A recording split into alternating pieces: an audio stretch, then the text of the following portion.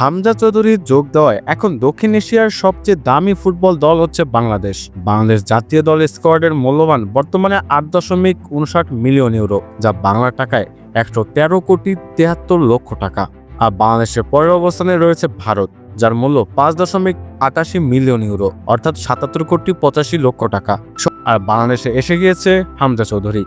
তাকে তখন জিজ্ঞেস করা হয়, আমরা কি ভারতের বিপক্ষে জয় পাবো? তিনি তখন বলেন, ইনশাল্লাহ আমরা জয়ী হব। একরাশ স্বপ্ন নিয়ে এসেছেন হামজা চৌধুরী। তাকে খুব ভালোভাবে বরণ করেও নিয়েছে বাংলাদেশের ফুটবল ফ্যানরা।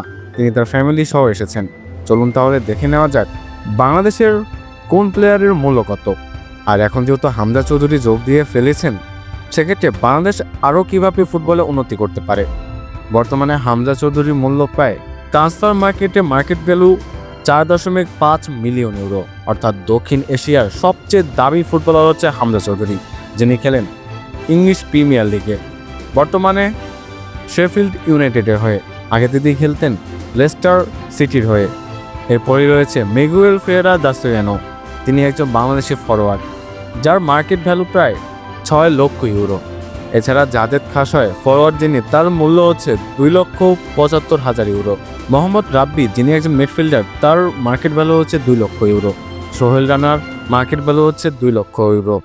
তপু বর্মনের মার্কেট ভ্যালু হচ্ছে 1,75,000 ইউরো।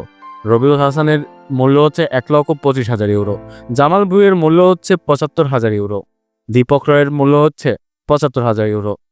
মোহাম্মদ নাবিদ নেওয়াজ জীবনের মূল্য হচ্ছে 50,000 ইউরো। আর তহিদুল আলম সবুজের মূল্য হচ্ছে 25,000 ইউরো। বাংলাদেশ ফুটবল ফ্যানদের ভিতরে এক অন্যরকম বাতাস বইতে শুরু করেছে। হামজা চৌধুরী বাংলাদেশে এসে যখন পৌঁছান, তখন সাথে সাথে মানুষজন তাকে জিজ্ঞেস করতে শুরু করে, আপনার কেমন লাগছে? তিনি এক রাশ আশা নিয়ে বলেন, আমার ভালো লাগছে এবং ইন্ডিয়ার বিপক্ষে আমরা ইনশাল্লাহ জয়ী হব। একজন ছেলে যিনি কিনা বাংলাদেশে হয়ে খেলতে এসেছেন, সেই সুদূর লন্ডন থেকে শুধুমাত্র নিজের দেশকে রিপ্রেজেন্ট করবে বলে এর থেকে গর্বের বিষয় আর কি হতে পারে। যেখানে অন্যান্য প্লেয়াররা বাংলাদেশ থেকে অন্য দেশে যায় খেলতে, কিংবা ইউরোপের বড় বড় জায়গায় তারা সুযোগ চায়, সেখানে ইউরোপের বড় প্রিমিয়ার লিগে খেলা কিংবা পৃথিবীর সবচেয়ে বড় প্রিমিয়ার লিগে খেলা একজন বাংলাদেশি, যিনি কিনা নিজ দেশের টানে বাংলাদেশে হয়ে খেলছেন বা কিংবা খেলবেন, এর থেকে আনন্দ বাংলাদেশির জন্য আর কি হতে পারে।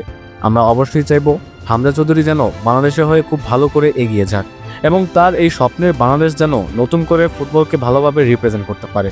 আর আস্তে আস্তে বাংলাদেশ এখন কিন্তু দক্ষিণ এশিয়ার ভিতরে সবচেয়ে বড় ফুটবল দল এবং সবচেয়ে দামিও ফুটবল দল। তবে সামনের দিনগুলোই বলে দিবে বাংলাদেশের ফুটবল কেমন যাবে। তবে সবে আমরা আশা করতে পারি হামজা যেহেতু এসে গিয়েছে, অবশ্যই সেটা ভালো হবে।